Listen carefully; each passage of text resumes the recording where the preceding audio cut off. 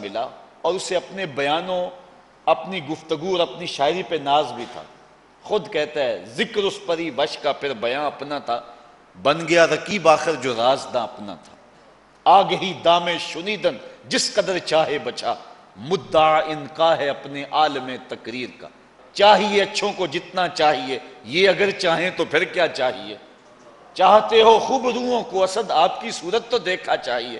بات کرنے کا ڈھب بھی ہے، اسلوب بھی ہے، شاعری کا جمال بھی ہے، تغزل کا حسن بھی ہے، لیکن جب کہا گیا نا لکھ حضور کی ثنا تو قلم پھینک دیتا ہے اور کہتا ہے غالب ثنائے خواجہ بیزداں گذاشتیں، کہاں ذات پاک مرتبہ دان محمد است۔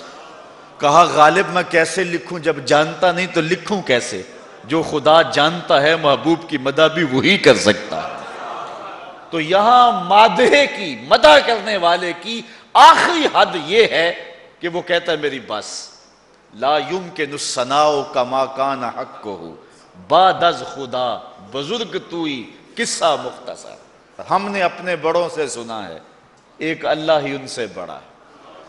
اللہ اکبر۔ تو کسی کے اندر ہمت نہیں ہے کہ حضور علیہ السلام کی عظمتوں کا ادراک کر سکے۔ ابن حاج علیہ رحمہ فرماتے ہیں حضور جس شہر میں رہتے تھے، شہر مدینہ، کہتے ہیں شہر مدینہ کی عظمتوں کی حد نہیں ہے یار۔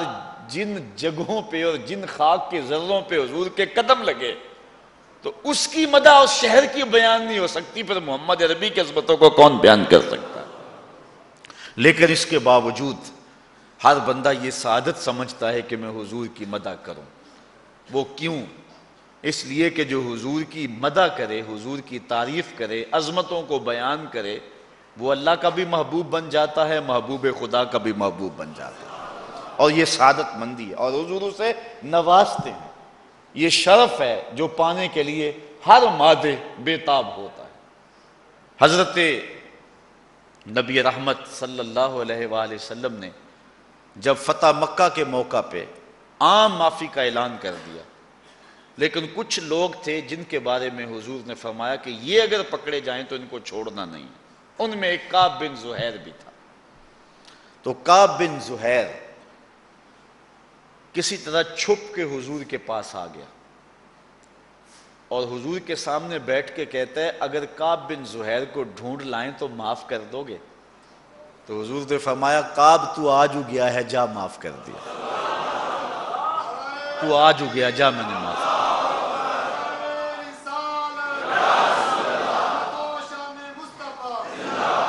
تو جو کعب تھا اب حضرت کعب بنا۔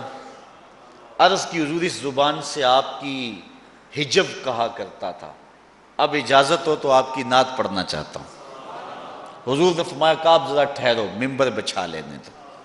ممبر بچھ گیا، حضرت کعب ممبر پہ بیٹھ گئے اور انہوں نے اپنا مشہور قصیدہ پڑھا بانت سعاد، اور جب اس شعر پہ پہنچے ان الرسول لنور یستضاء بہ مہند، ان الرسول لنور، بغیر کسی شک کے، بغیر کسی شبہ کے اللہ کے رسول نور ہیں۔ یستضاء بہ، ایسا نور جس سے پورا زمانہ چمک رہا ہے۔ مہند من سیوف اللہ مسلول، یہ اللہ کی تنی ہوئی تلوار ہے۔ اللہ اکبر۔ شاید اعلیٰ حضرت اسی کا ترجمہ کیا ہے، چمک تجھ سے پاتے ہیں سب پانے والے، میرا دل بھی چمکا دے۔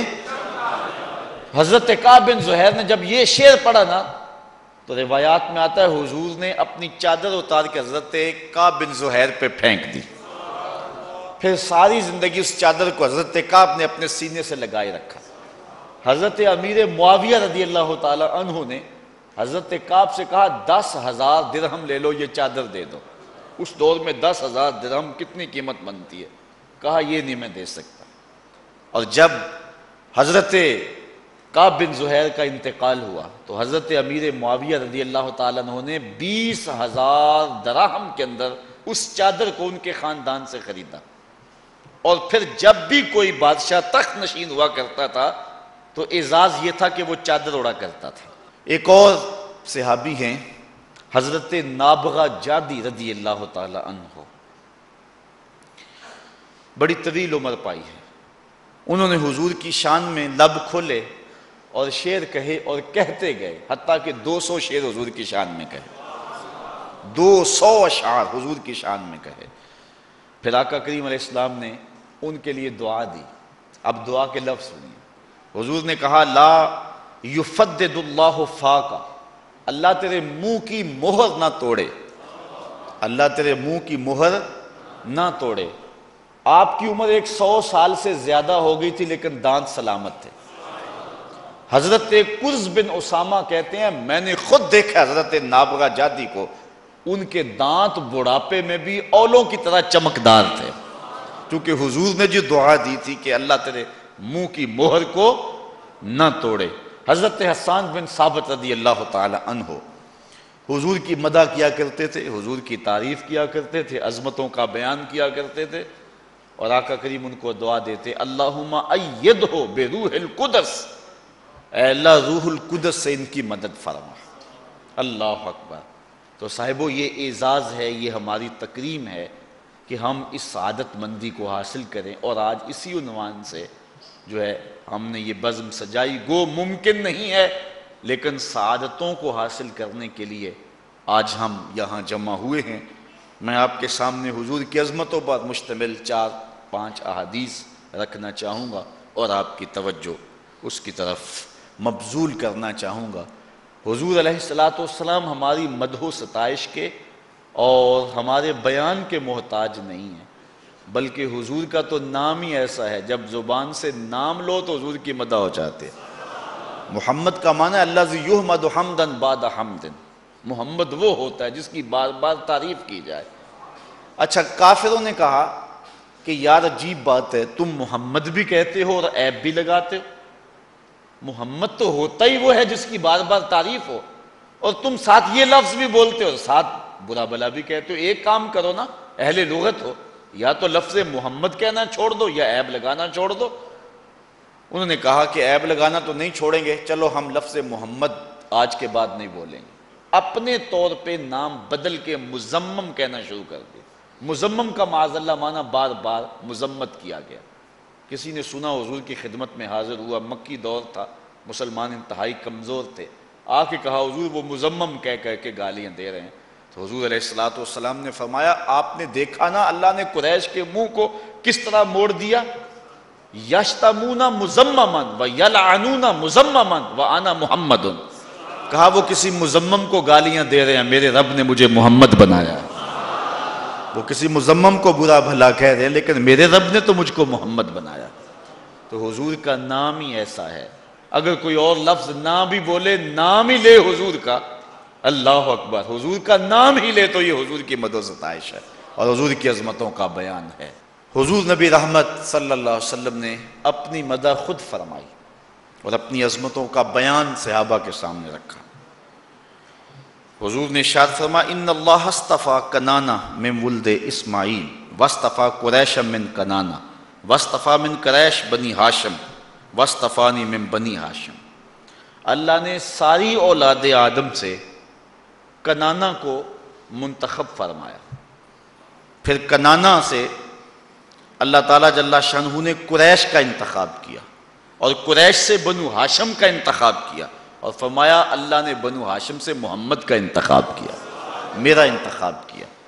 تو اس پوری کائنات میں قدر و منزلت کے اعتبار سے سب سے اشرف اور سب سے افضل اور درجوں کے اعتبار سے سب سے اونچے شخص کا نام محمد مصطفیٰ صلی اللہ علیہ وسلم۔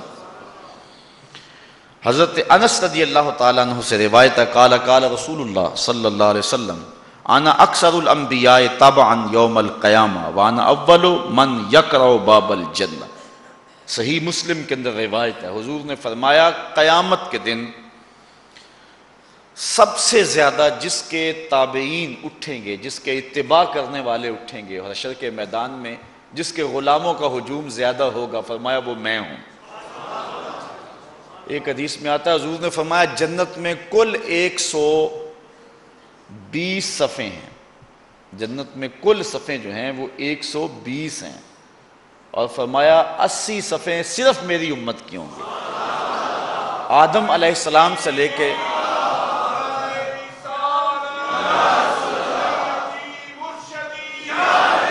آدم علیہ